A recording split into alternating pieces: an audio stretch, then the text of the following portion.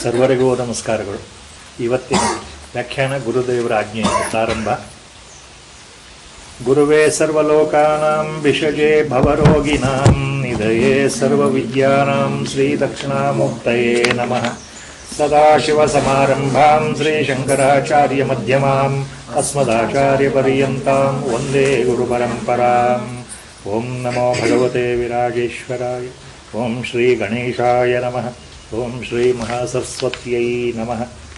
ವಸುದೇವಸುತಂ ದೇವಂ ಕಂಸಚಾಣೂರಮರ್ದನಂ ದೇವಕೀ ಪರಮಾನಂದಂ ಕೃಷ್ಣಂ ವಂದೇ ಜಗದ್ಗುರುಂ. ಮೂಕಂ ಕರೋತಿ ವಾಚಾಲಂ ಪಂಗುಂ ಲಂಘಯತೆ ಗಿರಿಂ ಯತ್ಕೃಪಾತಮಹಂ ವಂದೇ ಪರಮಾನಂದಮಾಧವಂ. ನಾರಾಯಣಂ ನಮಸ್ಕೃತ್ಯ ನರಂ ಚೈವ ನರೋತ್ತಮಂ ದೇವೀಂ ಸರಸ್ವತೀಂ ವ್ಯಾಸಂ ತತೋ ಜಯಮುದೀರಯೇತ್.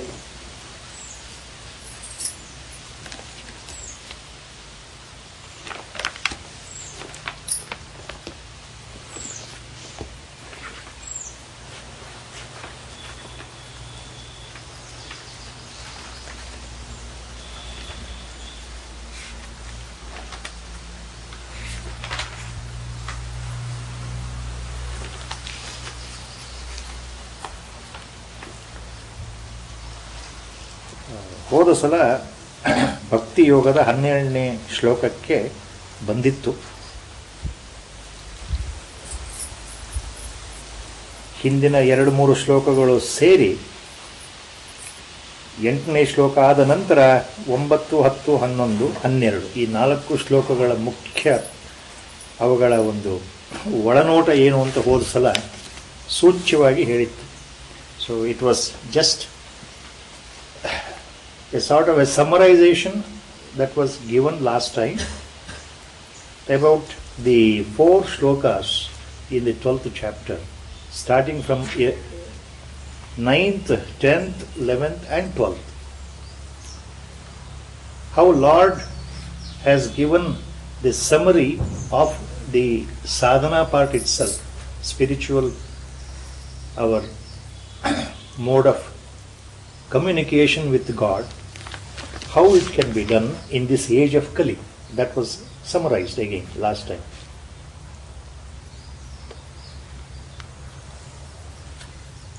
Ultimately, what is to be understood here is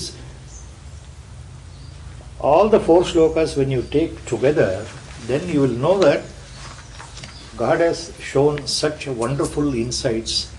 He is so compassionate and merciful that whatever suits to our temperament, we can catch hold of that method only. Though the methods appear different in the beginning, repeatedly Lord has mentioned this in the 3rd chapter itself, in the 4th chapter also, that they appear different but they are one and the same in the final analysis. He has made one point very repeatedly clear there, that Karma Yoga appears to be different from Sankhya Yoga, that is Jnana Yoga.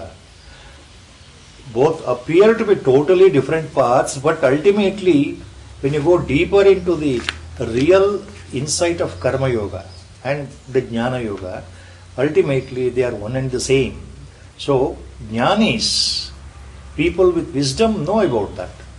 So, in the beginning we think they are different, but ultimately they are one and the same. Same thing applies to Bhakti Marga also, Bhakti Yoga also. They are not different. They appear to be different, but they are actually not different, because Acharya Shankara Bhagavatpada has made this point very clear in his treatise Vivek Chodamani and Atma Bodha and Upadesha Sahasri. One point he has made it very clear. Jnana and Bhakti appear to be opposites. They are the opposite ends. Bhakti is easy for most of the people. They show utter devotion, total conviction, and they feel devoted to the Lord. That's easy. Praising the Lord, doing Nama Sankirtana, Japa, or Bhajan, whatever it is easy. Doing the repetition of the name, Japa, is easy. Whereas Jnana Marga is very difficult. It is meant for only few, not for all. So I am not qualified for that. I cannot sit and think of only meditation all the time. So that is how they think. People who are in the mode of bhakti, they think that jnana marga is very difficult. People who are already endowed with the quality of viveka and vairagya, now they think that this is the easiest and the best method to reach God. To realize oneself means you become the reality itself. So there is no question of coming back to the next samsara. That means you escape from the wheel of birth and death once you know who you are really. So the concentration is towards the Shravana, Manana, Nididhyasana, as Acharya puts it. So they feel that this is the only method by which you can realize yourself and you merge with the Godhead. So all these things are there. In Bhagavad Gita, Lord has mentioned all these things in different places. Now, in these 4 shlokas, now he takes away all the 4 points here, so that whatever easy for me I should follow. That is the Lord's intention. Ultimate point ಏನಂದ್ರೆ ಭಗವಂತ ಏನು ಹೇಳಿಬಿಟ್ಟಿದ್ದಾನೆ ಹೋದ ವಾರದ summary ತಗೊಂಡ್ರೆ, ನೀವು ಯಾವ ದಾರಿಯಲ್ಲಿ ಹೋಗ್ತೀರಿ ಅನ್ನೋದು ಮುಖ್ಯ ಅಲ್ಲ, ಭಗವಂತನನ್ನು ಸೇರೋ ಗುರಿ ಇದೆಯಲ್ಲ, ಗುರಿ ಮುಖ್ಯ. ನಿಮ್ಮ ಮನಸ್ಸು ಭಗವಂತನಲ್ಲಿ ಹೋಗಬೇಕು, ಭಗವಂತನಲ್ಲಿ ಐಕ್ಯ ಆಗಬೇಕು, ಸಾಕ್ಷಾತ್ಕಾರ ಆಗಬೇಕು, ನನಗೆ ಭಗವತ್ ದರ್ಶನ ಆಗಬೇಕು, ನನಗೆ ಭಗವತ್ ಪ್ರಾಪ್ತಿ ಆಗಬೇಕು ಅಂತ ಮನಸ್ಸಿದ್ರೆ ನೀವು ಯಾವ ದಾರಿ ಬಳಸ್ಕೊಂಡು ಆ ಗುರಿಯನ್ನು ಮುಟ್ತೀರಿ ಅನ್ನೋದು ಮುಖ್ಯ ಅಲ್ಲಪ್ಪ. ನಿಮ್ಮ ಸಾಧನೆಗೆ, ಈ ಜನ್ಮದ ಸಂಸ್ಕಾರಕ್ಕೆ ಅನುಗುಣವಾಗಿ ನಿಮಗೆ ಯಾವುದು ಸುಲಭವೋ ಆ ದಾರಿಯನ್ನು ಹಿಡ್ಕೊಂಡು ಹೋದರೂ ಅದು ಶ್ರೇಷ್ಠ. ಆಯಾ ಸಂದರ್ಭದಲ್ಲಿ ಭಗವಂತ ಆಯಾ ಮಾರ್ಗವನ್ನು ಶ್ರೇಷ್ಠ ಅಂತ ಹೇಳಿದ ಉದ್ದೇಶ, ಭಕ್ತಿಯೋಗ ತುಂಬ ಶ್ರೇಷ್ಠ, ಕರ್ಮಯೋಗ ತುಂಬ ಶ್ರೇಷ್ಠ, ಜ್ಞಾನಯೋಗ ತುಂಬ ಶ್ರೇಷ್ಠ ಅಂತ ಆಯಾ ಕಾಲದಲ್ಲಿ ಆ ಹಿಂದಿನ ಅಧ್ಯಾಯಗಳಲ್ಲಿ ಹೇಳಿದರೆ ಭಗವಂತ ಹೇಳಿದ್ದಾನೆ. ಹಾಗಾದರೆ ತಾರತಮ್ಯ ಮಾಡ್ತಾ ಇದ್ದಾನೆ ಭಗವಂತ ಅಂದ್ರೆ ಅಲ್ಲ. ಅವುಗಳ ಸ್ತುತಿ ಮಾಡೋಕ್ಕೋಸ್ಕರ, ಅವುಗಳ ಶ್ರೇಷ್ಠತೆಯನ್ನು ಹೇಳೋಕ್ಕೋಸ್ಕರ ಭಗವಂತ ಆ ಸಂದರ್ಭದಲ್ಲಿ ಹೇಳ್ತಾನೆ, ಆಯಾ ಸಂದರ್ಭಕ್ಕೆ ತಕ್ಕಾಗಿ. ಕರ್ಮ ಮಾರ್ಗ ಶ್ರೇಷ್ಠ ಅಂದರೆ ಉಳಿದಿದ್ದು ಶ್ರೇಷ್ಠ ಅಲ್ಲ ಅಂತಲ್ಲ. ಜ್ಞಾನ ಮಾರ್ಗ ಅತ್ಯುತ್ತಮ, ಹಾಗಾದರೆ ಉಳಿದಿದ್ದು ಯಾವುದು ಅತ್ಯುತ್ತಮ ಅಲ್ಲ ಅಂತ ಅರ್ಥವೇ ಅಲ್ಲ. ಭಕ್ತಿ ಮಾರ್ಗ ತುಂಬ ಸರಳ, ಸುಲಭ ಉಪಾಯ ಕಲಿಯುಗದಲ್ಲಿ. ಹಾಗಾದರೆ ನಾವು ಇದೊಂದಿದ್ರೆ ಸಾಕ, ನಾವು ಜ್ಞಾನ ಮಾರ್ಗದ ಹೋಗೋದು ಬೇಡವಾ, ಧ್ಯಾನ ಮಾಡೋದೇ ಬೇಡವಾ? ಹಾಗೆ ಯಾವ ಪ್ರಶ್ನೆಯೂ ಇಲ್ಲ. ಅದಕ್ಕೆ ಭಗವಂತ ಈ 4 ಶ್ಲೋಕಗಳಲ್ಲಿ ಮಾತು ಹೇಳಿಬಿಟ್ಟಿದ್ದ. ಮನಸ್ಸನ್ನ ನನ್ನಲ್ಲಿಡು ಮತ್ತು ಹೃದಯವನ್ನ ನನ್ನಲ್ಲಿ ಇಡು ಅಂತಂದ್ರೆ ಅರ್ಥ, ನೀನು ನನ್ನನ್ನು ಸೇರ್ಬೇಕಾದ್ರೆ ಏನು ಮಾಡಬೇಕು, ಭಗವತ್ ಪ್ರಾಪ್ತಿಗೆ ಏನು ಮಾಡಬೇಕು ಅನ್ನೋ ಲೆಕ್ಕ. ಆ ಭಗವತ್ ಪ್ರಾಪ್ತಿಗೆ ಏನು ಮಾಡಬೇಕು ಅನ್ನೋದಕ್ಕೆ ದಾರಿ ತೋರಿಸ್ಬಿಟ್ಟಿದ್ದಾನೆ ಈ ಕಳೆದ 4 ಶ್ಲೋಕಗಳು. ಯಾವುದು? ನನ್ನನ್ನು ಸೇರಬೇಕು ಅಂತಂದ್ರೆ, ನೀನು ನನ್ನಲ್ಲೇ ಉಳಿಬೇಕು ಅಂತ ಆದರೆ, ನಿನಗೆ ಭಗವತ್ ಸಾಕ್ಷಾತ್ಕಾರ ಸಿಗಲೇಬೇಕು ಈ ಜನ್ಮದಲ್ಲಿ ಅಂತ ಮನಸ್ಸಿದ್ರೆ ಏನು ಮಾಡಬೇಕಪ್ಪ? ಅದನ್ನು ಅಭ್ಯಾಸ ಸತತವಾದ ಅಭ್ಯಾಸ ಮಾಡ್ತಾ ಇದ್ರು. ಯಾವುದು? ಧ್ಯಾನ ಆಗಲಿ, ತಪಸ್ಸು ಅಂತ ಶಬ್ದ ಆಗಲಿ, ಎರಡು ಹೆಚ್ಚು ಕಡಿಮೆ ಒಂದೇ, ಅಥವಾ ಜಪ ಆಗಲಿ, ಇದನ್ನು ಅಭ್ಯಾಸ ಮಾಡ್ತಾ ಇದ್ರು. ಸತತವಾಗಿ ಅಭ್ಯಾಸ ಮಾಡಬೇಕು ಅಂದ್ರೆ ನನ್ನನ್ನು ಸೇರ್ತೀಯ ಅಂತ ಅರ್ಥ ಅಲ್ಲಿ. ಅಭ್ಯಾಸ ಮಾಡ್ಲಿಕ್ಕೆ ಆಗಲಿಲ್ವಾ? ಅಭ್ಯಾಸ ಯೋಗವೇ ನಿನಗೆ ಆಗೋದಿಲ್ಲಪ್ಪ, ನನಗೆ ದಿನ ಕೂಡ್ಲಿಕ್ಕೆ ಆಗೋದೇ ಇಲ್ಲ, ನನಗೆ ಮಾಡ್ಲಿಕ್ಕೆ ಆಗೋದೇ ಇಲ್ಲ ಅಂದರೆ ಹೋಗ್ಲಿ, ನನಗೋಸ್ಕರ ಕೆಲಸ ಮಾಡಿಬಿಡಲ್ಲ. ಮತ್ಕರ್ಮ ಪರಮೋಭವ ಮದರ್ಥಮಪಿ ಕರ್ಮಾಣಿ ಕುರ್ವನ್ ಸಿದ್ಧಿಂ ಅವಾಪ್ಸಸಿ ಅರ್ಜುನ ಅಂತ ಹೇಳ್ತಾನಲ್ಲ, ನನಗೋಸ್ಕರ ಕೆಲಸ ಮಾಡು, ಆವಾಗಲೇ ನನ್ನನ್ನೇ ಸೇರ್ತೀಯ. ಅದೂ ನನಗೆ ಅರ್ಥ ಆಗ್ತಾ ಇಲ್ಲ ಅಂದರೆ 3ನೇ ದಾರಿ ತೋರಿಸಿದ್ದೇನೆ ಭಗವಂತ. ನನಗೋಸ್ಕರ ಕೆಲಸ ಮಾಡೋದು ಅಂದ್ರೆ ಏನು ಅಂತ ಗೊತ್ತಾಗ್ತಾ ಇಲ್ಲವಲ್ಲ.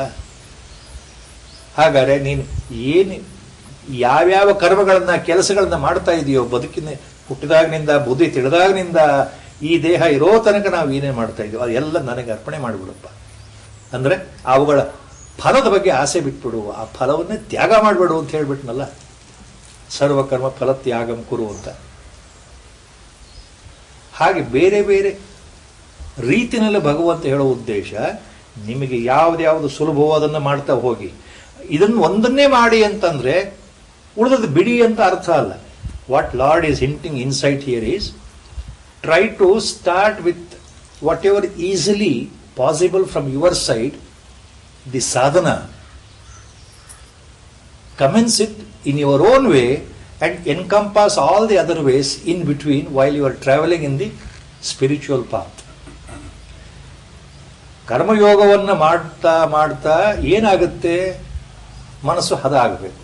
ಹದ ಆಗೋದು ಯಾವಾಗ, ಚಿತ್ತಶುದ್ಧಿ ಆಗೋದು ಯಾವಾಗ ಅಂತಂದರೆ ಕರ್ಮ ಫಲ ತ್ಯಾಗವನ್ನು ಮಾಡಿದಾಗ. ಆ ಫಲತ್ಯಾಗದಲ್ಲೇ ನಮಗೆ ಚಿತ್ತಶುದ್ಧಿ ಆಗಬೇಕು. ಚಿತ್ತಶುದ್ಧಿ ಆದಾಗ ಧ್ಯಾನ ತಾನೇ ತಾನಾಗಿ ಸಲೀಸಾಗಿ ನಡೆಯುತ್ತೆ, ಜಪ ತಾನೇ ತಾನಾಗಿ ನಡೆಯುತ್ತೆ, ಮನಸ್ಸಿಗೆ ಏಕಾಗ್ರತೆ ತಾನೇ ತಾನಾಗಿ ಬರುತ್ತೆ. ಒಂದು ಬಿಟ್ಟು ಒಂದಿಲ್ಲ ಅಂತ. ಕರ್ಮಫಲ ತ್ಯಾಗ ಮಾಡೋದು ಭಗವಂತ ಒಂದು ಮಾತಿನಲ್ಲಿ ಹೇಳಿದ್ರು ಸಹ ಎಷ್ಟು ಕಷ್ಟ ಅಂದರೆ, ಮನಸ್ಸು ಯಾವಾಗಲೂ ಕೇಳ್ತಾ ಇರುತ್ತೆ, ನಾನು ಏನೇ ಮಾಡಿದರೂ ಅದಕ್ಕೊಂದು ಫಲ ಬೇಕು. ನಮಗೆ ಗೊತ್ತಿಲ್ಲದೆ ನನ್ನ ಮನಸ್ಸು ಕೇಳ್ತಾ ಇರುತ್ತೆ, ಏನೋ ಒಂದು ನಿರೀಕ್ಷೆಯಿಂದ ನಾನು ಈ ಕೆಲಸ ಮಾಡ್ತಾ ಇದ್ದೇನೆ. ಯಾವುದೇ ಕರ್ಮ ಇರ್ಬೋದು, ಸಣ್ಣದಿರಲಿ ದೊಡ್ಡದಿರಲಿ, ಜಗತ್ತಿನಲ್ಲಿ ಇದ್ಮೇಲೆ ನಾನು ಏನೋ ಮಾಡಬೇಕು, ಅದಕ್ಕೆ ನನಗೇನೋ ಒಂದು ಆಗಬೇಕು. ಅದನ್ನು ಬಿಟ್ಟು ಕೆಲಸ ಮಾಡೋದು ಅಂತಂದ್ರೆ ಹೇಗೆ, ಇದು ಅರ್ಥ ಆಗದಿರೋ ಪ್ರಶ್ನೆ. ಅದಕ್ಕೆ ಮೊದಲೇ ಹೇಳಿದ ಅಭ್ಯಾಸ, ಯಾವುದು ಒಂದೇ ದಿವಸದಲ್ಲಿ ಆಗದೆ ಇದ್ರೂ ನಿಧಾನವಾಗಿ ಆಗುತ್ತೆ ಅನ್ನೋದಕ್ಕೆ ಭಗವಂತ ಹೇಳ್ತಾರೆ. So lord here has given so many methods in the last 4 slokas. Again, to summarize, so that we should not confuse, now in the 12th sloka, Shreyo hi jnanam abhyasa jnana dhyanam vishishyate. This shloka appears to be little contradictory or little difficult to follow if you go only by verbatim meaning. ಈ ಶ್ಲೋಕದ ಮೇಲಿನ ಅರ್ಥ ಮಾತ್ರ ತಗೊಂಡ್ರೆ ನಮಗೆ ಇದು ಅರ್ಥ ಆಗೋದು ಕಷ್ಟ ಇದೆ. ಈ ಶ್ಲೋಕ ಭಗವಂತ ಏನು ಹೇಳ್ತಾ ಇದ್ದಾನೆ, ಶ್ರೇಯೋ ಹಿ ಜ್ಞಾನಂ ಅಭ್ಯಾಸಾತ್ ಜ್ಞಾನ ಧ್ಯಾನಂ ವಿಶಿಷ್ಯತೆ ಧ್ಯಾನಾತ್ ಕರ್ಮ ಫಲ ತ್ಯಾಗಾತ್ ತ್ಯಾಗಾತ್ ಶಾಂತಿರನಂತರಂ ಜ್ಞಾನ ಧ್ಯಾನಾತ್ ಕರ್ಮ ಫಲ ತ್ಯಾಗಾತ್ ಶಾಂತಿರನಂತರಂ ಶಾಂತಿ ಅನಂತರಂ. The outer meaning is very simple. Very simple. ಶ್ರೇಯ ಹಿ ಜ್ಞಾನಂ ಅಭ್ಯಾಸಾತ್. ಅಭ್ಯಾಸಕ್ಕಿಂತ ಜ್ಞಾನ ಉತ್ತಮ. ಜ್ಞಾನಕ್ಕಿಂತ ಧ್ಯಾನ ಇನ್ನೂ ಶ್ರೇಷ್ಠ. ಜ್ಞಾನಾತ್ ಧ್ಯಾನಂ ವಿಶಿಷ್ಯತೆ, ಇನ್ನೂ ಶ್ರೇಷ್ಠ. ಧ್ಯಾನಾತ್ ಕರ್ಮಫಲ ತ್ಯಾಗ, ಧ್ಯಾನಕ್ಕಿಂತ ಕರ್ಮಫಲ ತ್ಯಾಗ ಇನ್ನೂ ಶ್ರೇಷ್ಠ. ಯಾಕೆ ಅಂದರೆ ತ್ಯಾಗಾತ್ ಶಾಂತಿ ಅನಂತರಂ, ಆ ತ್ಯಾಗದಿಂದ ನಿರಂತರವಾದ ಪರಮ ಶಾಂತಿ ಸಿಗುವುದು ನಿಶ್ಚಿತ. ಅನಂತರಂ ಅಂದರೆ ಇಲ್ಲಿ ಆಫ್ಟರ್ವರ್ಡ್ಸ್ ಅಂತ colloquial meaning, but it means immediately in this birth ಅಂತ that means. So what lord is hinting, in this birth only. Anantaram means here only, now itself only, not literally tomorrow, not literally next hour, but in this birth only. That is the point. Anantaram, ee koodale. Anantaram andre ee kshana, tat kshana. That means within this birth, before the body falls off, guaranteed. Yaudu?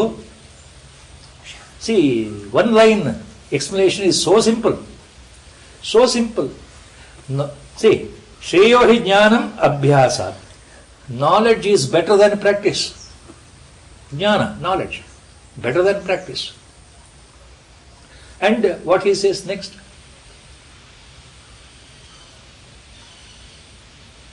Meditation is better than the knowledge. Abhyasakinta jnana uttama, jnanakinta dhyana uttama.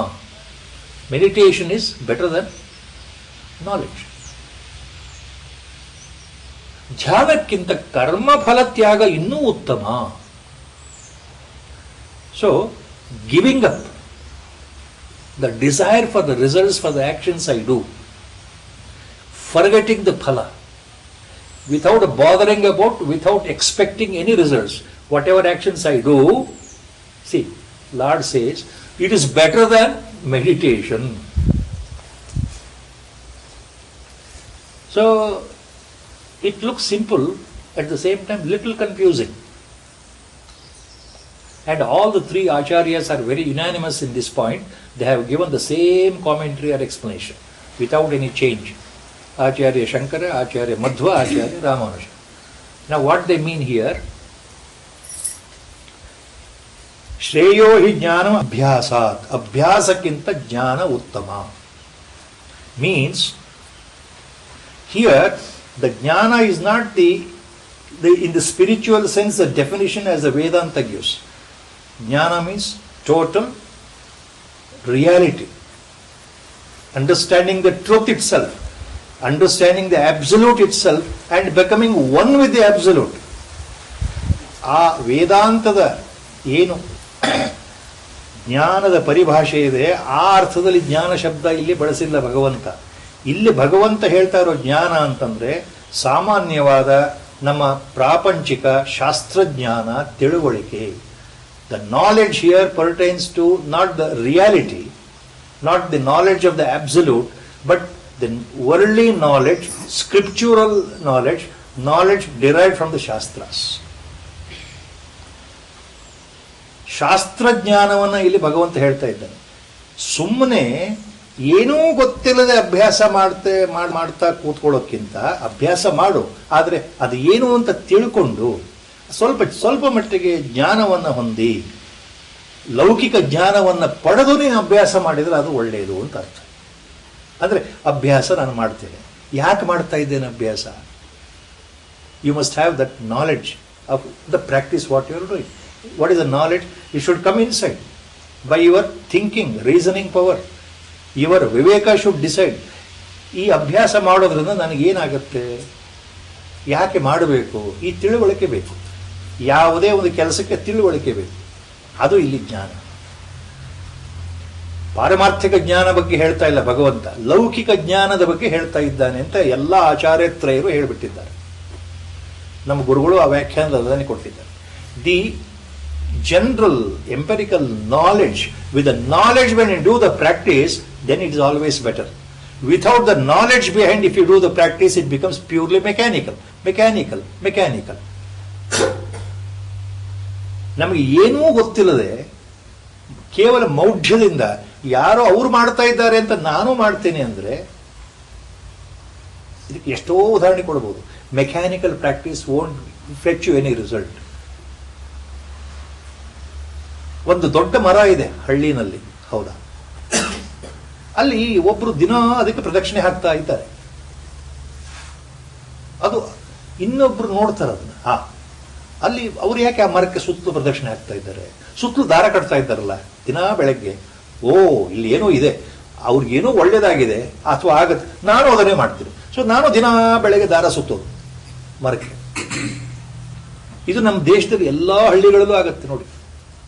ಯಾವುದೇ ಅರಳಿ ಮರ ನೋಡಿ, ಬೇವಿನ ಮರ ನೋಡಿ, ಅರಳಿ ಮರ ಬೇವಿನ ಮರ ಒಟ್ಟಿಗೆ ಇದ್ದಿಲ್ಲ, ಅದು ಅಶ್ವತ್ಥ ಮರ ಅದಕ್ಕೆ, ಅಥವಾ ಆಲದ ಮರ, banyan tree, peepal tree. You see throughout India people taking pradakshina with shraddha of course, but in 99% cases it is mechanical, without clear cut understanding ಅಂತ. ಅಲ್ಲಿ ಜ್ಞಾನ ಇಲ್ಲ, ತಿಳುವಳಿಕೆ ಇಲ್ಲ. ನಾನು ಯಾಕೆ ಮರ ಸುತ್ತುತ್ತಾ ಇದ್ದೇನೆ ಅಂತ ಗೊತ್ತಿಲ್ಲ. ಅವ್ರು ಯಾರೋ ಸುತ್ತಿದ್ರು, ನಾನು ಸುತ್ತುತ್ತಾ ಇದ್ದೇನೆ. C, this is what lord means here. ವಿಷಯವನ್ನು ತಿಳ್ಕೊಂಡು ನೀವು ಅಭ್ಯಾಸ ಮಾಡಿದರೆ ಒಳ್ಳೆಯದು, ಅದು ಉತ್ತಮ. ಹಾಗೇನೆ ಜ್ಞಾನಾತ್ ಧ್ಯಾನಂ ವಿಶಿಷ್ಯತೆ. ಈ ಸಾಮಾನ್ಯ ಜ್ಞಾನಕ್ಕಿಂತ ಇನ್ನೂ ಉತ್ತಮವಾದ ಯಾವುದು? ಧ್ಯಾನ ಮಾಡೋದು.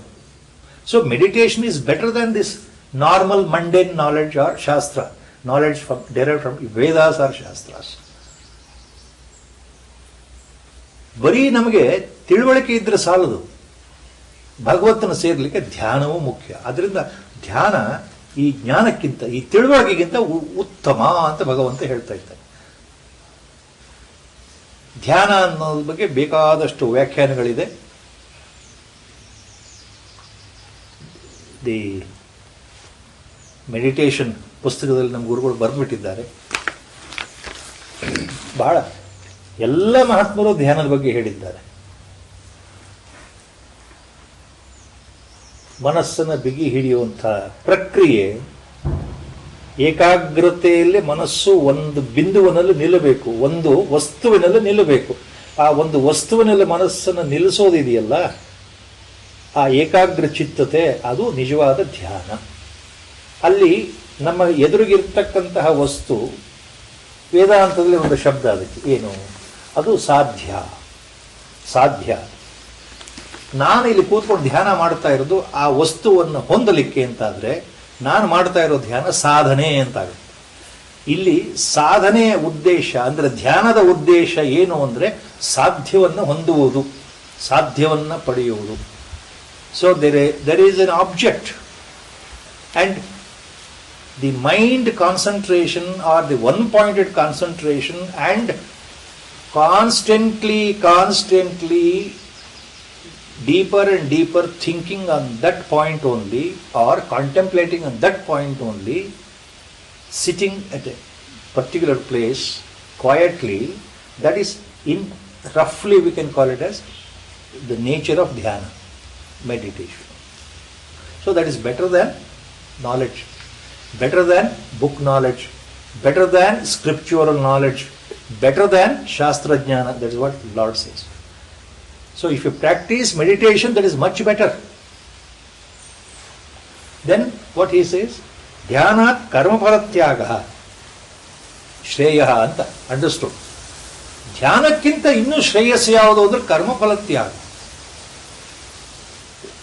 So renunciating all the rewards of the actions I do daily in my life, giving up all the desired expectation of the results, that is much better than meditation. Because after that, in no time, you will get the total peace. Your mind becomes totally purified, Lord says. So the one small point here is, ಈ ಶ್ಲೋಕದಲ್ಲಿ ಏನು ಅರ್ಥ ಆಗ್ತಾ ಇದೆ ಅಂದರೆ, ಭಗವಂತ ಕೊನೆಗೆ ಏನನ್ನು ಹೊಗಳ್ತಾ ಇದ್ದಾನೆ, ಯಾವುದು ಶ್ರೇಷ್ಠ ಅಂತ ಇದ್ದಾನೆ ಅಂದರೆ, ನಾವು ಅಭ್ಯಾಸ ಯೋಗವನ್ನು ಮಾಡ್ತೇವೋ ಇಲ್ಲವೋ, ಜಪವನ್ನು ಮಾಡ್ತೇವೋ ಇಲ್ಲವೋ, ಧ್ಯಾನವನ್ನು ಮಾಡ್ತೇವೋ ಇಲ್ಲವೋ, ತಿಳ್ಕೊಂಡಿದ್ದೇವೋ, ಶಾಸ್ತ್ರಜ್ಞಾನ ಇದೆಯೋ ಇಲ್ಲವೋ, ಅದು ಯಾವುದೂ ಅಲ್ಲ ಮುಖ್ಯ. ಸರ್ವಕರ್ಮ ಫಲತ್ಯಾಗವನ್ನು ಮಾಡೋದು ಮುಖ್ಯ. ಅದೊಂದು ಮಾಡಿಬಿಟ್ರೆ ಆಗೋಯಿತು. ಯಾಕಂದ್ರೆ ಈ ಕೂಡಲೇ ಅಂತ ಭಗವಂತ ಹೇಳಿದ್ದಾನೆ, ತಕ್ಷಣದಲ್ಲಿ ಅನಂತರಂ ಅಂತ ಹೇಳಿಬಿಟ್ಟಿದ್ದಾನೆ. ಭಗವಂತ ವಾಗ್ದಾನ ಕೊಟ್ಟಿದ್ದಾನೆ, ಶಾಂತಿಂ ಗಚ್ಚತಿ ಅಂದ್ರೆ ಪರಮಶಾಂತಿಯನ್ನು ಹೊಂದುತ್ತೀಯ ಅಂತಂದ್ರೆ, ನೀನು ಆ ಬ್ರಹ್ಮಭಾವವನ್ನು ಹೊಂದುತ್ತೀಯ ಅಂತ, ಸಾಕ್ಷಾತ್ಕಾರವನ್ನು ಹೊಂದುತ್ತೀಯ, ನೀನು ಭಗವಂತನನ್ನು ಸೇರ್ತೀಯ ಅಂತ ಭಗವಂತನ ಹೇಳ್ತಾ ಇದ್ದಾನಲ್ಲ. ಹಾಗಾದರೆ ನಮಗೆ ಬಹಳ ಸುಲಭ ಆಗೋಯ್ತಲ್ವಾ. ಸರ್ವಕರ್ಮ ಫಲ ತ್ಯಾಗವನ್ನು ಮಾಡಿಬಿಟ್ರೆ ಆಯ್ತಪ್ಪ, ನಾನು ಧ್ಯಾನ ಮಾಡಬೇಕಾಗಿಲ್ಲ, ಜಪನೂ ಮಾಡಬೇಕಾಗಿಲ್ಲ, ಭಜನೆ ಮಾಡಬೇಕಾಗಿಲ್ಲ, ಏನೂ ಮಾಡಬೇಕಾಗಿಲ್ಲ, ಧ್ಯಾನವನ್ನು ಮಾಡಬೇಕಾಗಿಲ್ಲ, ಕೂತ್ಕೊಳ್ಬೇಕಾಗಿಲ್ಲ, ಒಂದೇ ಜಾಗದಲ್ಲಿ ಒಂದೇ ನಿರ್ದಿಷ್ಟ ಸಮಯದಲ್ಲಿ ಪ್ರತಿ ದಿವಸ ಅದೇನು ಬೇಕಾಗಿಲ್ಲ. ಯಾಕೆ? ಕರ್ಮಫಲ ತ್ಯಾಗ ಅಂತ ಒಂದು ಹೇಳ್ಬಿಟ್ನಲ್ಲ ಭಗವಂತ, ಎಲ್ಲಕ್ಕಿಂತ ದೊಡ್ಡದು ಶ್ರೇಷ್ಠ ಅಂತ. C, this line of argument is beautifully enunciated by all the three acharyas, including the modern commentators like Ram Sukdas Ji Maharaj and Somanathananji, including Jnaneshwar Maharaj. What they ultimately say here in their commentaries, Lord is not, differentiating that this is superior path, this is inferior path. In this shloka, he is summarizing all the paths so that, what remember andre, nothing is totally independent of the other. All paths will merge. One time or the other, we have to go through all these paths. ನಮಗೆ ಸಾಧನೆಯಲ್ಲಿ ಇವು ಎಲ್ಲ ಅಂಶಗಳು ಪೂರಕವಾಗಿ ಇರಬೇಕು ಅಂತ ಭಗವಂತ ಕೊಡ್ತಾ ಇರೋ ಸೂಚನೆ. ನಿಮಗೆ ಯಾವುದು ಸುಲಭವೋ ಅದನ್ನು ಮೊದಲು ಶುರು ಮಾಡಿ ಅಂತ ಅರ್ಥ. What ever possible. C, for something is very easy, you start with that. That is what Lord hints here. For others, that path is easier, you start with that. That is really good. Lord is telling not that you must follow only one path, because repeatedly last time, previous time, it was told as by our Gurudev, adhikara bedha. We have to remember this word very correctly. Our Gurudev has used two terms, highest in Vedantic parlance, the interpretation, highest interpretation. Adhikara bedha, another equivalent word is sopana krama. If you remember that correctly, you will understand the shloka correctly. Everybody is not endowed with the same mental makeup in this birth to follow whatever I say. Out of 100, 10 may follow what I say exactly. Other 10 may not follow exactly what I say because their psyche is different. This is Sopana Krama or Adhikara Vedam. So accordingly, Lord says, you follow whichever method first is easier to you. ನಿಮಗೆ ಯಾವುದು ಸುಲಭವೋ ಅದನ್ನು ಮಾಡಪ್ಪ ಮೊದಲು. ಎಲ್ಲವೂ ಒಂದಕ್ಕೊಂದು ಪೂರಕ, ಒಂದಕ್ಕೊಂದು ಒಳಗೊಂಡಿದೆ. ಯಾಕೆ ಅಂದರೆ ಆಚಾರ್ಯ ಭಗವತ್ಪಾದ ಗಿವ್ಸ್ ಎಕ್ಸ್ಪ್ಲನೇಷನ್ ಹಿಯರ್. ಧ್ಯಾನಕ್ಕಿಂತ ಸರ್ವಕರ್ಮ ಫಲತ್ಯಾಗ ಹೇಗಪ್ಪ ಶ್ರೇಷ್ಠ ಅಂತ ಭಗವಂತ ಹೇಳ್ತಾ ಇದ್ದಾನೆ ಅಂದರೆ, ನೀವು ಕರ್ಮ ಮಾಡೋದ್ರ ಜೊತೆಗೆ ಅದರ ಫಲದ ಆಸೆ ಬಿಟ್ಟು ಒಳ್ಳೆ ಮನಸ್ಸಿಂದ ನಿಮ್ಮ ಕೆಲಸಗಳನ್ನ ಮಾಡ್ತಾ ಇದ್ರೆ ಇದಕ್ಕೆ ಬರ್ತಕ್ಕಂಥ ಏನಿದೆಯೋ ಫಲ ಅದು ಭಗವಂತ ನಿನಗೆ ಬಿಟ್ಟಿದ್ದು, ಅದು ನಿನಗೆ ಬಿಟ್ಟಿದ್ದು, ನನಗೆ ಸಂಬಂಧಪಟ್ಟಿದ್ದಲ್ಲ ಅಂತ ಮಾಡ್ತಾ ಆ ರೀತಿ ಮಾಡೋದ್ರಿಂದ ಮನಸ್ಸು ಶುದ್ಧವಾಗ್ತಾ ಹೋಗುತ್ತೆ. ಆಚಾರ್ಯ ಸೇಸ್ ಸರ್ವ ಕರ್ಮ ಫಲತ್ಯಾಗ constantly if you practice it leads to ಚಿತ್ತಶುದ್ಧಿ. Acharya's words. Once your chitta shuddhi is gradually increasing, when the mind is gradually become purified by vasanas. Chitta shuddhi yavaga agatte? When it happens, when vasanas go away. When they go away, when you start expecting results. When you start giving up the results. Do your work sincerely. Do your work diligently. But with the total detachment. So when you start giving up the rewards, Chitta Shuddhi starts. Purity of the mind starts. Vasanas will start ebbing out, clearing out. That becomes an easy step for getting full pointed concentration in meditation. See, they are all related. This Chitta Shuddhi leads to a clear-cut, easy way of meditation without any much problem or trouble in the mind when you sit for meditation or when you sit for japa. ಚಿತ್ತ ಶುದ್ಧಿ ಆಗ್ತಾ ಆಗ್ತಾ ಏನಾಗತ್ತೆ ಅಂದ್ರೆ, ನಾವು ಜಪ ಮಾಡೋ ಸಮಯದಲ್ಲಾಗ್ಲಿ, ಭಗವನ್ನಾಮ ಸಂಕೀರ್ತನೆ ಮಾಡೋ ಸಮಯದಾಗ ಆಗ್ಲಿ, ಭಜನೆ ಮಾಡೋ ಸಮಯದಲ್ಲಾಗ್ಲಿ, ಅಥವಾ ಧ್ಯಾನವನ್ನೇ ಮಾಡೋ ಸಮಯದಲ್ಲಾಗ್ಲಿ ಮನಸ್ಸು ಶಾಂತವಾಗ್ತಾ ಹೋಗುತ್ತೆ. ಮನಸ್ಸಿನಲ್ಲಿ ಯೋಚನೆಗಳು ಹೆಚ್ಚು ಅಲ್ಲೋಲ ಕಲ್ಲೋಲವಾಗಿ ಏಳೋದಿಲ್ಲ, ನಮ್ಮನ್ನು ಎಬ್ಸೋದಿಲ್ಲ, ನಮ್ಮನ್ನ ಈ ಜಾಗ ಬಿಟ್ಟು ಕದಲು ಹಾಗೆ ಮಾಡೋದಿಲ್ಲ. ಅಷ್ಟರ ಮಟ್ಟಿಗೆ ಮನಸ್ಸು ಶಾಂತವಾಗುತ್ತೆ. ಯಾಕೆ? ಚಿತ್ತಶುದ್ಧಿ ಇರೋದ್ರಿಂದ. ಅದು ಯಾಕೆ ಬಂತು? ಸರ್ವಕರ್ಮ ಫಲತ್ಯಾಗದಲ್ಲಿ ನನ್ನ ನಂಬಿಕೆ ಇದೆ. ಭಗವಂತ ನೀನು ಮಾಡಿಸಿದ ಹಾಗೆ ಎಲ್ಲವೂ ನಿನಗೆ ಬಿಟ್ಟಿದ್ದೇನೆ ಅನ್ನೋ ಭಾವದಲ್ಲಿ ನನ್ನ ಕೆಲಸ ನಾನು ಮಾಡ್ತಾ ಇದ್ರೆ, ಯಾವುದನ್ನು ಬಯಸದೆ ಮುಂದೆ ಬರುತ್ತಲ್ಲ, ಮುಂದೆ ಇದೇ ಅಧ್ಯಾಯದಲ್ಲಿ ಬಹಳ ಚೆನ್ನಾಗಿ ಬರುತ್ತೆ ನಿಜವಾದ ಭಕ್ತ ಹೇಗಿರಬೇಕು ಅಂತ ಭಗವಂತ ಹೇಳ್ತಾನೆ. ಯಾಕೆಂದ್ರೆ ಕಲಿಯುಗದಲ್ಲಿ ಭಗವಂತ ಹೇಳೋ ಹಾಗೆ ಭಕ್ತಿ ಮಾರ್ಗ ಬಹಳ ಸುಲಭ ಅಂತ. ಯಾರು ಬೇಕಾದ್ರೂ ಅದನ್ನ ಶುರು ಮಾಡ್ಕೊಳ್ಬಹುದು, ಆ ಮಾರ್ಗದಲ್ಲಿ ನಡಿಬಹುದು, ತುಂಬಾ ಕಷ್ಟ ಅಲ್ಲ ಅಂತ. ಇದನ್ನೇ ಇಲ್ಲಿ ಹೇಳಿರೋದನ್ನೇ ಉದ್ಧವನಿಗೆ ಉಪದೇಶ ಮಾಡಬೇಕಾದ್ರೆ ಉತ್ತರ ಗೀತೆಯಲ್ಲಿ ಕೃಷ್ಣಾವತಾರದ ಕೊನೆ ಸಂದರ್ಭದಲ್ಲಿ, ಅವತಾರ ಮುಗಿಯೋ ಸಂದರ್ಭದಲ್ಲಿ ಅದು ಭಾಗವತದಲ್ಲಿ ಬರುತ್ತೆ. ಇಲ್ಲಿರೋ ಏನೇನು ಈ ಉಪದೇಶಗಳಿದೆಯೋ ಹೆಚ್ಚು ಕಡಿಮೆ ಅದೇ ಉಪದೇಶಗಳನ್ನ ಭಾಗವತದಲ್ಲಿ ಕೃಷ್ಣ ಹೇಳಿದ್ದಾನೆ. ಪೂರ್ತಿ ಶ್ಲೋಕಗಳು ನನ್ನ ಬಾಯಿಗೆ ಮನಸ್ಸಿಗೆ ಬರದೇ ಇರೋದ್ರಿಂದ, ಈ ಜನ್ಮಕ್ಕೆ ಅದು ನೆನಪಿನ ಶಕ್ತಿ ಇಲ್ಲದೆ ಇರೋದ್ರಿಂದ ನಾನು ಅದನ್ನು ನೆನಪು ಮಾಡಿಕೊಂಡೇ ಹೇಳಿದೆ. ಭಾಗವತದಲ್ಲಿ ಭಗವಂತ ಏನ್ ಹೇಳ್ತಾನೆ, ಇದೇ ಕೃಷ್ಣ ಪರಮಾತ್ಮ in Bhagavatam says. If you understand that, you will know this shloka very well. This shloka here, what he says there, that in Kali Yuga there are different paths in sadhana. It is a big shloka, I am just condensing it. There are different paths, different ways to follow, not one way, not one uniform path in Kali Yuga. In the coming days, he says. So, he says, Nirvinnanam jnana yogo nyasinamiha karmasu. I am repeating the Bhagavatam shloka given by Krishna. Nirvinnanam jnana yogo nyasinamiha karmasu teshva nirvinna chittanam karma yogastu kaminam. Tesha nirvinna chittanam karma yogastu kaminam. That means what he says here,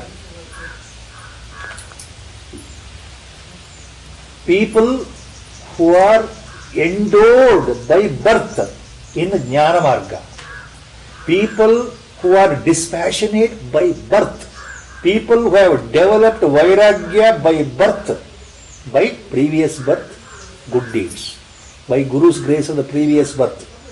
ಯಾರು ಈ ಜನ್ಮದಲ್ಲಿ ಸುಲಭವಾಗಿ ವೈರಾಗ್ಯವನ್ನು ಸಂಪಾದನೆ ಮಾಡಿದ್ದಾರೆ, ಜಗತ್ತಿನ ನಶ್ವರತೆ ಬಗ್ಗೆ ತಿಳ್ಕೊಂಡಿದ್ದಾರೆ, ನಿತ್ಯಾನಿತ್ಯ ವಸ್ತು ವಿವೇಕ ಪ್ರಜ್ಞೆ ಯಾರಲ್ಲಿದೆಯೋ, those who have become disenchanted with this worldly life, those who have already understood the futility of this life, this birth, because they know that again there is one more rebirth. After that again there is one more rebirth. So people who have understood that very correctly, by God's grace, they are in the Jnana Marga. They are in the Jnana Marga, and Jnana Marga suits them very well. Nirvinnanam Jnana Yogo Nyasinamiha Karmasu. They are not bothered in karmas. ಕರ್ಮವನ್ನು ಬಿಟ್ಟಿದ್ದಾರೆ ಅವರು. ಕರ್ಮ ಬಿಟ್ಟಿದ್ದಾರೆ ಅಂದ್ರೆ ಕರ್ಮಗಳಲ್ಲಿ ಆಸಕ್ತಿ ಇಲ್ಲ ಅವರಿಗೆ. ಕರ್ಮಗಳು ಬಂಧನಕಾರಿ ಅಂತ ಗೊತ್ತಿದೆ. They know that the karma results in bondage. So they are not interested in any karmas in that sense, because it is again it will put them back in the bondage of samsara. They want to get away from samsara. They are karma sannyasis. They are vivekis. So for them Jnana Yoga is best. They should follow this path of knowledge. Others, those who cannot give up samsara, those who want to be in the day-to-day life with their people, bandhu bandhavas, kids and kins, they cannot give up. And they cannot give up karmas also, because they have so much of karmas to perform for some desired results. For such people who cannot give up karmas, who are bound in the life by attachment, me and mine attachment, for them karma yoga is the best.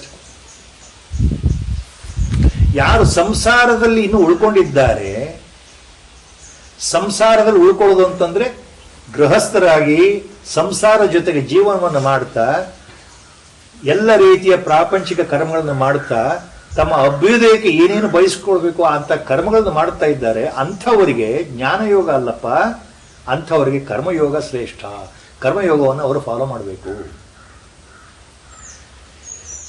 ಮೂರನೇದು ಏನು ಹೇಳ್ತಾ ಇದ್ದಾನೆ ಭಗವಂತ ಭಾಗವತದಲ್ಲಿ ಅಂದ್ರೆ, the third point is ಯದೃಚ್ಛಯ ಮತ್ಕಥಾದವು ಜಾತಶ್ರದ್ಧಸು ಯಃ ಪುಮಾನ್ ನ ನಿರ್ವಿಣ್ಣೋ ನಾತಿಸಕ್ತೋ ಭಕ್ತಿಯೋಗೋಸ್ಯ ಸಿದ್ಧಿದ. ಯದೃಚ್ಛಯ ಮತ್ಕಥಾದೌ ಜಾತಶ್ರದ್ಧಸ್ತು ಯಃ ಪುಮಾನ್ ನ ನಿರ್ವಿಣ್ಣೋ ನಾತಿಸಕ್ತೋ ಭಕ್ತಿಯೋಗೋಸ್ಯ ಸಿದ್ಧಿದ. There is a third category, Lord says, they are not too much inclined with samsara. They are not too much inclined with karmas. At the same time, they cannot give up samsara. They cannot give up karmas. Andre, ಸಂಸಾರದ ಅತಿಯಾದ ಆಸಕ್ತಿ ಇಲ್ಲ, ಅತಿಯಾದ ಆಸಕ್ತಿ ಇಲ್ಲ, but they are attached with a detachment. They are not attached to all the karmas, but yet they are attached to karmas. Andar artha, the in-between people, ಅವರು ಪೂರ್ತಿ ವೈರಾಗ್ಯ ಬರುತ್ತಿಲ್ಲ, ಪೂರ್ತಿ ಆಸೆಗಳು ಹೋಗಿಲ್ಲ, ಅವರ ಕಾಮ್ಯ ಕರ್ಮಗಳಲ್ಲಿ ಆಸೆ ಇದೆ. ವೈರಾಗ್ಯ ಸ್ವಲ್ಪ ಇದ್ರೂ ಪೂರ್ತಿಯಾಗಿ ಇಲ್ಲದೆ ಇರೋದ್ರಿಂದ ಅವರಿಗೆ ಇನ್ನೂ ಮೋಹಬಂಧನ ಇದೆ. ಎಲ್ಲಿ ಮೋಹಬಂಧನ? ಸಂಸಾರದ ಮೇಲೆ. ನಾನು ನಮ್ಮ ಊರು ಅನ್ನೋ ಮೋಹಬಂಧನ ಇದೆ. ತಪ್ಪಲ್ಲ ಅದು. ಈ ಥರದಲ್ಲಿದ್ದಾಗ ಅಂಥವರಿಗೆ ಜ್ಞಾನ ಮಾರ್ಗ ಕಷ್ಟ ಆಗತ್ತೆ, ನಿಷ್ಕಾಮ ಕರ್ಮ ಮಾರ್ಗನೂ ಕಷ್ಟ ಆಗತ್ತಪ್ಪ. ಅಂಥವರಿಗೆ ಭಕ್ತಿ ಯೋಗವೇ ಶ್ರೇಷ್ಠ. ಅಂಥವರು ಭಕ್ತಿಯಿಂದ ನನ್ನನ್ನು ಬಹಳ ಬೇಗ ಪಡೆಯಬಹುದು. ಯಾಕೆಂದ್ರೆ ಸಂಸಾರದಿಂದ ಹೊರಗೆ ಪೂರ್ತಿಯಾಗಿ ಅವರು ಇಲ್ಲ, ಪೂರ್ತಿ ವಿಮುಖರಾಗಿಲ್ಲ, ಪೂರ್ತಿ ನಿರ್ಮೋಹಿಗಳಾಗಿಲ್ಲ, ಹಾಗೆ ಕರ್ಮದಿಂದಲೂ ಪೂರ್ತಿ ಹೊರಗಡೆ ಬಂದಿಲ್ಲ. ಅವರಿಗೆ ಎರಡೂ ಕಡೆ ಬಂಧನ ಇದೆ. ಅಂಥವರಿಗೆ ಬಹಳ ಸುಲಭವಾದ ಮಾರ್ಗ ಯಾವುದು? ಸಂಸಾರದಲ್ಲಿದ್ದು ತಮ್ಮ ಕೆಲಸಗಳನ್ನ ಮಾಡಿಕೊಂಡು ಹೋಗ್ತಾ ಇರತಕ್ಕಂಥವರಿಗೆ ಭಕ್ತಿಯೋಗ ಶ್ರೇಷ್ಠ ಅಂತ ಅಲ್ಲಿ ಹೇಳಿರೋ ಮಾತು ಭಾಗವತ. ಅದನ್ನೇ ಇಲ್ಲಿ ಭಗವಂತ ಹೇಳ್ತಾ ಇದ್ದಾರೆ.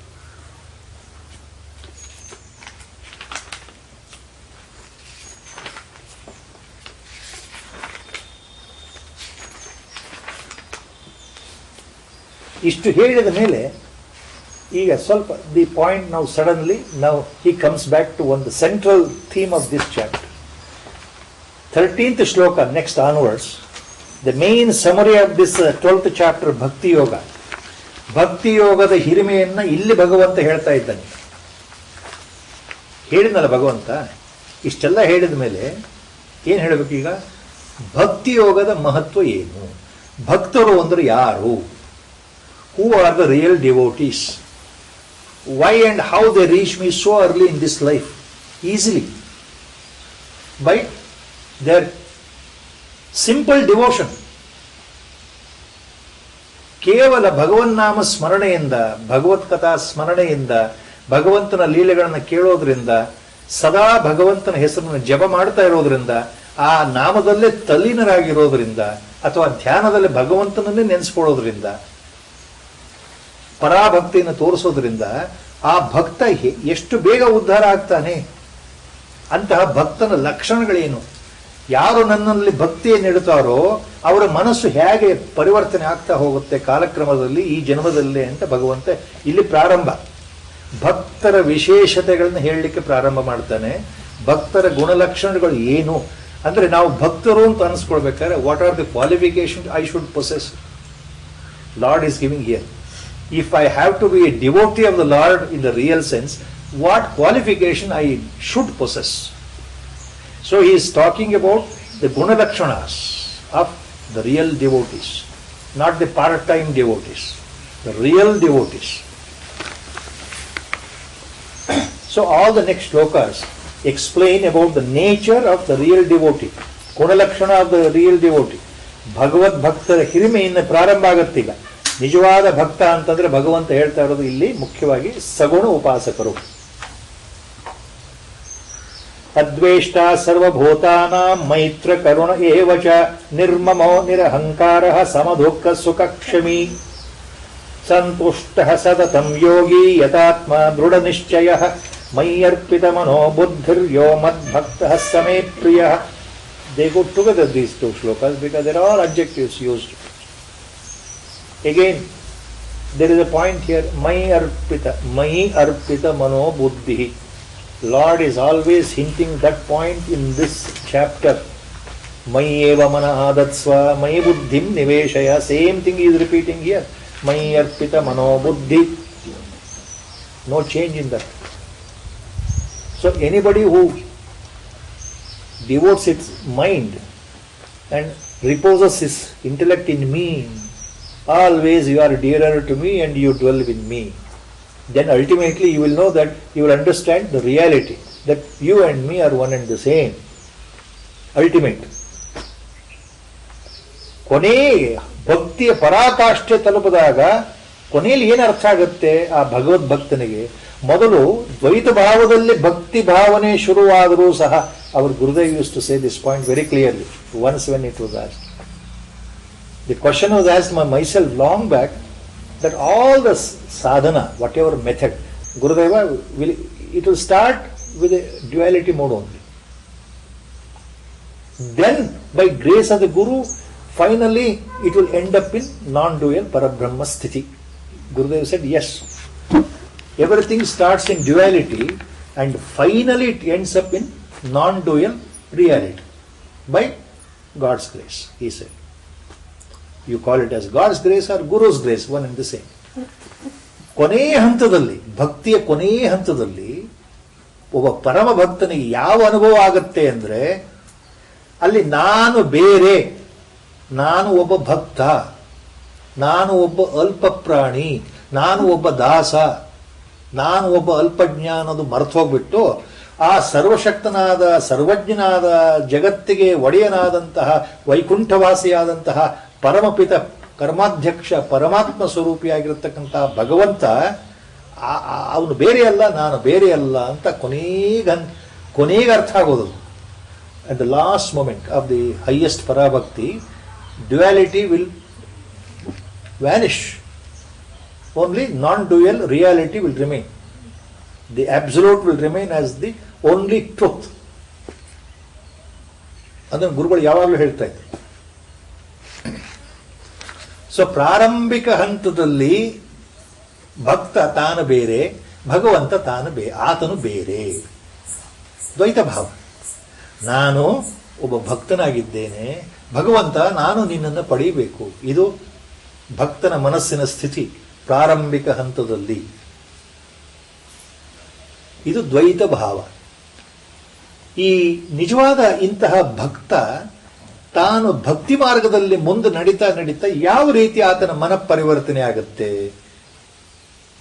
ಅದನ್ನು ಭಗವಂತ ಇಲ್ಲಿ ಹೇಳ್ತಾ ಇದ್ದ. ನಿಜವಾದ ಭಕ್ತನ ಸ್ಥಿತಿ ಏನು? ಅದ್ವೇಷ್ಟ ಸರ್ವಭೂತಾನ. In different words he is using the same point which has already repeated earlier in so many ways. Earlier he said sarvabhuta hiterataha, the one who always thinks of the welfare of all creatures. ಎಲ್ಲ ಪ್ರಾಣಿಗಳಲ್ಲಿ ವೈರತ್ವವನ್ನು ಬಿಟ್ಟು ಅವುಗಳ ಹಿತವನ್ನೇ ಬಯಸ್ತಕ್ಕಂಥವನು ನಿಜವಾದ ಜ್ಞಾನಿ. ಅಲ್ಲಿ ಹೇಳಿದ ಮಾತು ಅದನ್ನೇ ಆ ಜ್ಞಾನಿಗೆ ಹೇಳಿರೋ ಕೆಲವು ಲಕ್ಷಣಗಳನ್ನೇ ಇಲ್ಲಿ ಭಕ್ತರಿಗೂ ಹೇಳ್ತಾ ಇದ್ದಾನೆ. ಸರ್ವಭೂತ ಹಿತೇರತಃ ಅಂತ ಅಲ್ಲಿ ಹೇಳಿದ ಮೇಲೆ ಇಲ್ಲಿ ಏನು ಹೇಳ್ತಾ ಇದ್ದಾನೆ ಭಗವಂತ? ಅದ್ವೇಷ್ಟ ಸರ್ವಭೂತಾನ. ಯಾರಲ್ಲೂ ದ್ವೇಷವನ್ನು ಉತ್ಪತ್ತಿ ಮಾಡ್ಕೊಳ್ಳೋಕೆ ಸಾಧ್ಯ ಇಲ್ಲದೆ ಇರತಕ್ಕಂಥ ಸ್ಥಿತಿ ಭಕ್ತನಿಗೆ ಇರುತ್ತೆ. ಭಕ್ತ ಯಾರನ್ನೂ ದ್ವೇಷ ಮಾಡೋದಿಲ್ಲ ಅಂತ. ಜೊತೆ ಏನಾಗುತ್ತೆ? ಮೈತ್ರ ಕರುಣ ಏವಚ ನಿರ್ಮಮ ನಿರಹಂಕಾರ ಸಮದುಃಖ ಸುಖ ಕ್ಷಮೀ.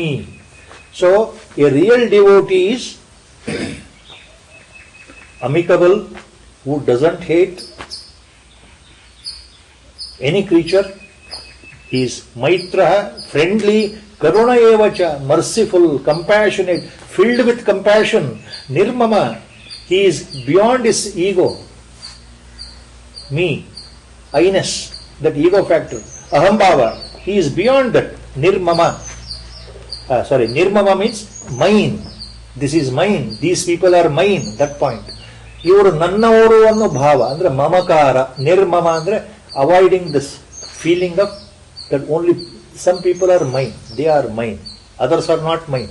ಸೊ ಅವಾಯ್ಡಿಂಗ್ ದಟ್ ಫೀಲಿಂಗ್ ಅಂದ್ರೆ ಮಮಕಾರವನ್ನ ಬಿಟ್ಟಿರ್ತಕ್ಕಂತಹ, ಅಹಂಕಾರವನ್ನ ಬಿಟ್ಟಿರ್ತಕ್ಕಂತಹ ಸಮದುಃಖ ಸುಖ. Simple terms in Vedanta lord is using, all Mahatmans have used, but difficult for us to grasp because we have not experienced. If I have experienced, then only I will understand what Lord means here. Samadukka sukhaha. Lord says, a real devotee is, he takes everything in the same way, unanimous way, in the balanced way. Dukkha and sukha, pain and pleasure, he will receive without any flinching of the mind. Whether there is a pain or whether pleasure, both appear same to him. He is not totally dazzled or rattled. Totally he is not disturbed in the mind. ದುಃಖ ಬಂದಾಗ, ಸಂಕಟ ಯಾತನೆ ಬರದೇ ಇರತಕ್ಕಂತಹ ಸ್ಥಿತಿ, ತುಂಬ ಸುಖ ಬಂದಾಗ ಸಂತೋಷವಾಗಿ 4 ಜನಕ್ಕೆ ಹೇಳುವಂತಹ ಆನಂದದ ಸ್ಥಿತಿ, ಎರಡನ್ನೂ ಮೀರಿರ್ತಾನೆ ಯಾರು? ಭಕ್ತ ಆದವನು. ಎಲ್ಲವನ್ನು ಸಮಾನವಾಗಿ ಸ್ವೀಕಾರ ಮಾಡ್ತಾನೆ. Kshami, the man endowed with the capacity to forgive. ಏನ್ difficult for us to understand this until we experience. Kshami, yes, I am ready to forgive and forget, let go feeling. See, we keep so many things in the mind about so many people. We don't let go. That is why under human nature. That is our swabhava. So with that swabhava, now I cannot reach God. That's what God says. You have to give up that. You should be kshami, means you should be always forgiving type. Whatever sins others commit, try to harm you, try to blame you, or fix you in some unforeseeable condition, you don't lose your heart. Don't start hating them. Forgive. It is their swabhava. They have done it. My prarabdha, I am receiving it, that's all. Why I should hate that person? According to his samskara, he did something very bad to me. And the phala of that he will experience. I am not bothered. ಒಬ್ಬ ವ್ಯಕ್ತಿ ನನಗೆ ತುಂಬ ಕೆಟ್ಟದ್ದು ಮಾಡಿದರೆ ಅದರ ಫಲ ಅವ ಅನುಭವಿಸಲೇಬೇಕಲ್ಲ, ಕರ್ಮ ಸಿದ್ಧಾಂತದ ಪ್ರಕಾರ. ಅದು ನನಗೆ ಗೊತ್ತಿದ್ದಾಗ ನಾನೇ ಯಾಕೆ ಅದಕ್ಕೆ ನಾನು ತಲೆ ಕೊಡಬೇಕು? ಇವತ್ತಲ್ಲ ನಾಳೆ ಅವನು ಏನು ತಪ್ಪು ಮಾಡಿದಾನೋ ಅದಕ್ಕೆ ಶಿಕ್ಷೆ ಅವನಿಗೆ ಕೊಟ್ಟೇ ಕೊಡ್ತಾನೆ ಭಗವಂತ. ಹಾಗೆ ನಾನು ಯಾಕೆ ಜೀವನ ಪರ್ಯಂತ ಅವನನ್ನು ದ್ವೇಷ ಮಾಡಬೇಕು? ಅವನು ನನಗೆ ಕೆಟ್ಟದ್ದು ಮಾಡಿಬಿಟ್ನಲ್ಲ. ಹೋದ ವರ್ಷ ಮಾಡಿದ್ದಾನೆ, ಈ ವರ್ಷ ಅದು ನೆನೆಸ್ಕೊಳ್ತಾನೆ ಇರ್ತೀನಿ, 10 ವರ್ಷ ಆದ್ರೂ ಅದು ನೆನೆಸ್ಕೊಳ್ತಾನೆ ಇರ್ತೀನಿ. ಆ ವ್ಯಕ್ತಿ ಹೆಸರು ಯಾರಾದರೂ ಹೇಳಿದರೆ ಮನಸ್ಸೊಳಗೆ ಸಿಟ್ಟು ಬಂದ್ಬಿಡ್ತು, ದ್ವೇಷ. ಅವನು ನನಗೆ ತೊಂದರೆ ಕೊಟ್ಟಿದ್ದ, 20 ವರ್ಷ ಆದರೂ ನೆನೆಸ್ಕೊಳ್ತಾ ಇರ್ತೀನಿ. This is exactly what Lord is hinting. If you remain like that all the time, you cannot be a real bhakta. Andre, these are qualities of the mind. You must get over these qualities. ಭಗವಂತ ಇಲ್ಲಿ ಹೇಳ್ತಾರೋ ಉದ್ದೇಶ ನಮಗೆ, ಒಂದು ದಿವಸದಲ್ಲಿ ಇದು ಆಗದೇ ಇದ್ರೂ ಪರವಾಗಿಲ್ಲಪ್ಪ, ಈ ಲಕ್ಷಣಗಳನ್ನು, ಈ ಗುಣಗಳನ್ನು ನೀನು ಪ್ರಯತ್ನಪೂರ್ವಕವಾಗಿ ಬೆಳೆಸ್ಕೊಳ್ಬೇಕು. ನೀನು ಎಷ್ಟು ಮಟ್ಟಿಗೆ ಬೆಳೆಸ್ಕೊಳ್ತೀಯೋ ಅಷ್ಟು ಮಟ್ಟಿಗೆ ನಿನ್ನ ಮನಸ್ಸು ಶುದ್ಧ ಆಗ್ತಾ ಆಗ್ತಾ ನೀನು ನನ್ನನ್ನು ಸೇರೋದಕ್ಕೆ ಅನುಕೂಲ ಆಗತ್ತಪ್ಪ ಈ ಜನ್ಮದಲ್ಲಿ. ಇವೆಲ್ಲ ಇಟ್ಕೊಂಡು, ನನ್ನ ಮನಸ್ಸಲ್ಲಿ ದ್ವೇಷ ಇಟ್ಕೊಂಡು, ನನ್ನ ಮನಸ್ಸಲ್ಲಿ ಸಿಟ್ಟು ಇಟ್ಕೊಂಡು, ಯಾವ ನನ್ನ ಕೆಟ್ಟ ವೃತ್ತಿಗಳನ್ನು ನಾನು ಬಿಡದೇನೆ ದಿನ ನಾನು ಬೆಳಗ್ಗೆ 2 ಗಂಟೆ ಭಜನೆ ಮಾಡ್ತೇನೆ, ಸಾಯಂಕಾಲ 2 ಗಂಟೆ ಭಜನೆ ಮಾಡ್ತೇನೆ, ದೇವ್ರ ನಾಮ ಹೇಳ್ತೇನೆ, ಸುಶ್ರಾವವಾಗಿ ಸಂಗೀತವನ್ನು ಹೇಳ್ತೇನೆ ಅಂತ ಇದ್ರ ಭಗವಂತ ಒಲಿಯಲ್ಲ. That is the point. Until I change my mind, the superficial devotion will not fetch me anything in life. And what are the other guna lakshanas? Santushta satatam yogi yatatma druda nishchaya mayyarpita mano buddhir yo mad bhakta same priya. See, santushta, a real bhakta, real devotee, santushta ಅಂತಂದ್ರೆ ಸಂತೋಷವಾಗಿರ್ತಾನೆ ಅಂದ್ರೆ what does it mean? It means he is always contented in life, really not rattled or bothered about things happening around in his life. Whatever is happening, he is content, totally contented inside. ಯಾವುದೇ ಕಾರಣಕ್ಕೆ ಮನಸ್ಸು ತನ್ನ ತೃಪ್ತಿ ಭಾವವನ್ನು ಬಿಟ್ಟು ಅಲ್ಲಾಡ್ತಾ ಇರೋದಿಲ್ಲ. ಏನಿದೆಯೋ ಅದ್ರಲ್ಲಿ ತೃಪ್ತನಾಗಿರ್ತಕ್ಕಂತಹ ಒಂದು ಸಮಾಧಾನ ಸ್ಥಿತಿ, contentment. Attaining contentment is very difficult, very difficult. Only by God's grace or guru's grace we have to always pray for that in my mind. Then only there is a possibility that I remain totally blissful or contentful or with ಪ್ರಶಾಂತ ಮನಸ್ಸು. ಅದನ್ನು ಭಗವಂತ ಸಂತುಷ್ಟ ಸತತಂ ಯೋಗಿ. ಯೋಗಿ ಸತತಃ ಸಂತುಷ್ಟ. Yogi means here bhakta. Always he remains contented.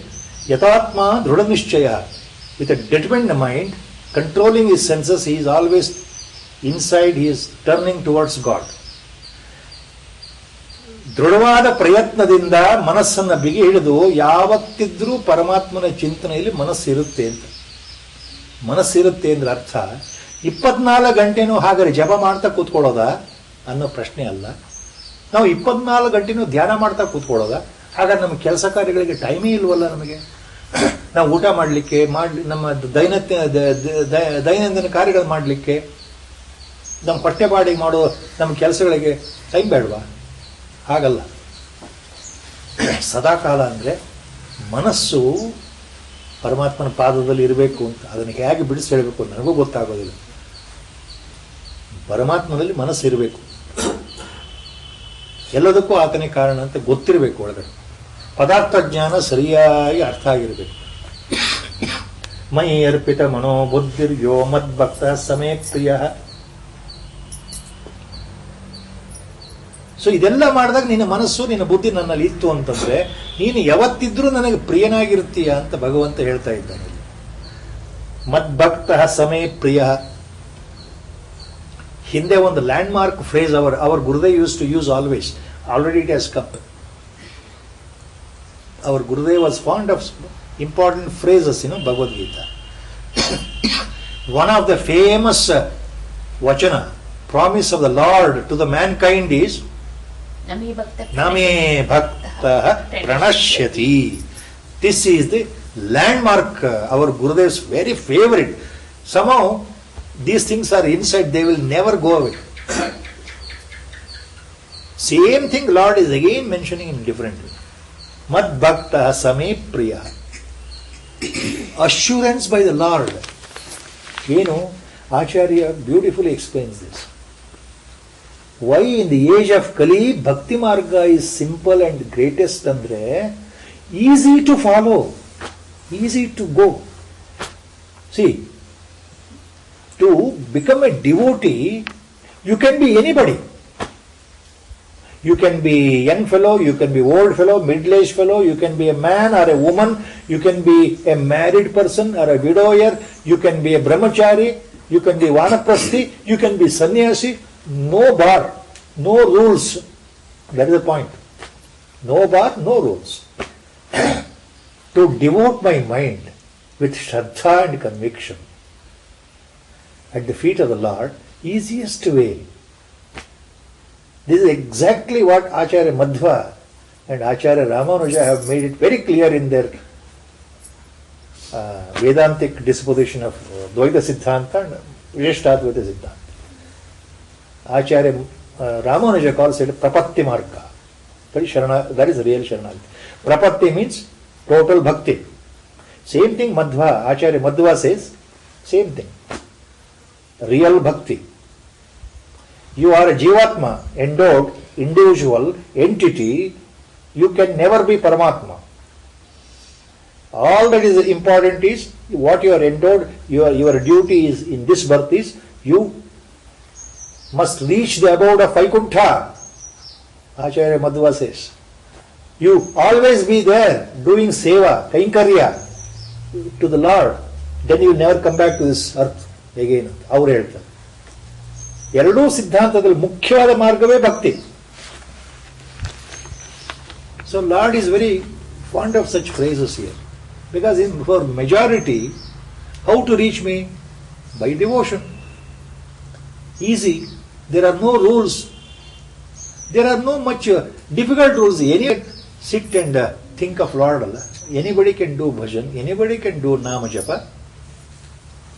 Any without hesitation. That's what Mayi arpita mano buddhir yo mad bhakta same priya.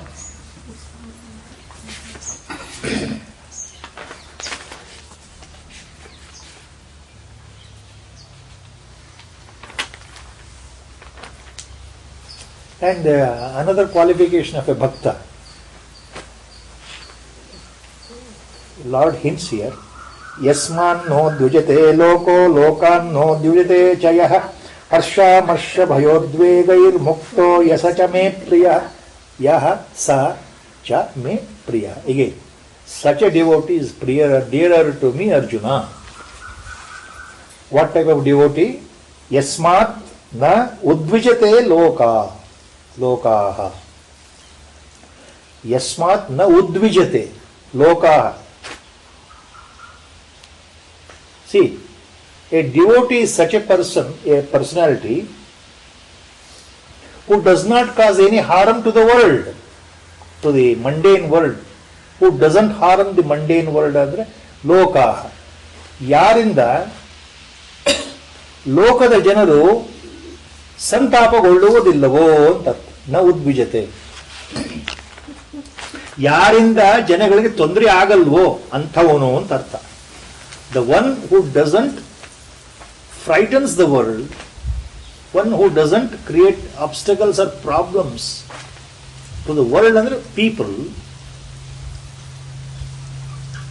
one who doesn't cause any tension or doesn't give any tension to others ಅನ್ನೋ ಅರ್ಥ ಇದೆಲ್ಲ. ಯಸ್ಮಾತ್ ನ ಉದ್ವಿಜತೆ, ಯಾರಿಂದ ಜನಗಳು ಉದ್ವೇಗಗೊಳ್ಳುವುದಿಲ್ಲವೋ, they don't get frightened, they don't get tensed by a person. Such a person is a real devotee. ಒಬ್ಬ ಭಕ್ತ ಹೇಗಿರ್ತಾನೆ ಅಂದ್ರೆ ಜನಗಳಿಗೆ ಅವನಿಂದ ಯಾವ ತೊಂದರೆಯೂ ಇಲ್ಲ, ಹಾಗಿರ್ತಾನೆ ಅವನು. ಅದ್ವೇಷ್ಟ ಸರ್ವಭೂತಾನಾಂ ಅಂದ್ರೆ ಅದೇ ಅರ್ಥ. ಲೋಕಾನ್ನೋ ಉದ್ವಿಜತೆ ಚ ಯಃ, ಲೋಕಾತ್ ನ ಉದ್ವಿಜತೆ ಯಃ.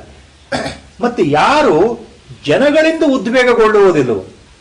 C, a devotee is such a person who doesn't get excited by the world or worldly people, nor he will excite the world. He is not harmed by any worldly people, nor he is going to harm anybody. Both points are here. Yasmat na udvijate lokaah lokat na udvijate chayah harsha marsha bhayodvegaihi mukto yasacha me priyah.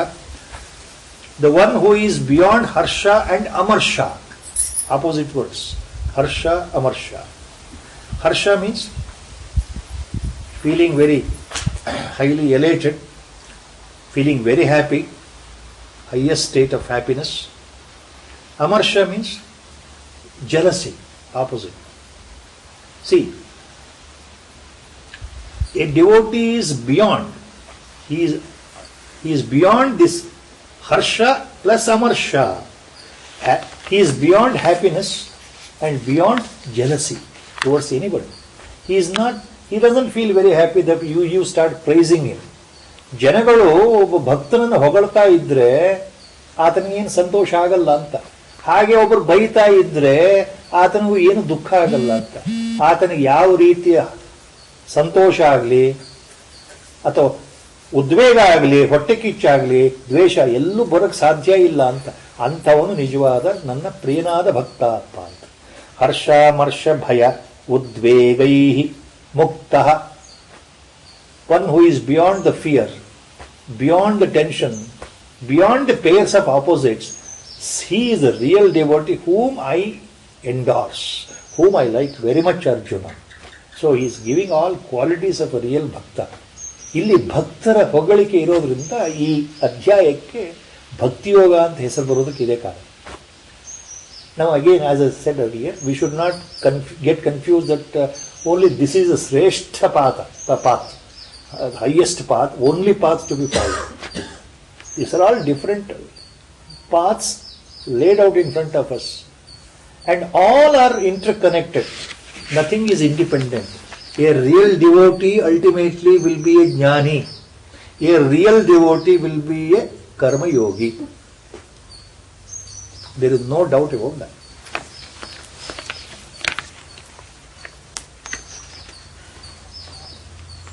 With God's sankalpa, we will stop here.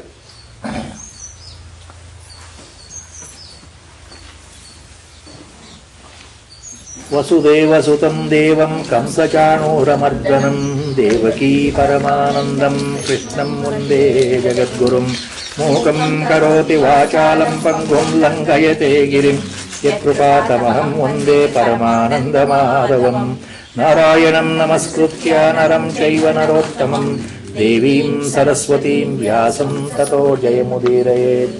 ಹರಿ ಓಂ ತತ್ಸತ್. ನಮೋ ಭಗವತೆ ಈಶ್ವರಾಯ.